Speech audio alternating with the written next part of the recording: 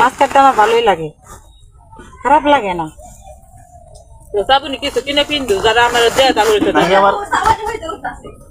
সমস্যা নাই, ওডিও কেটে ফেলাই দিন। না না আমি কিছু খাবো না। তাজা মাছ, নদীর মাছ কাটতে ভালো লাগে।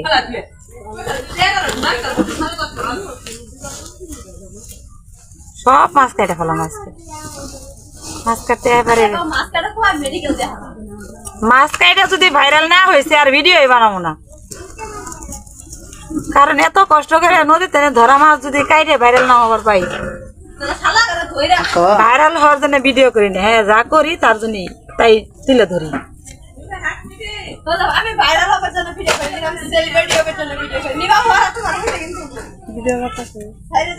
কই মাছ,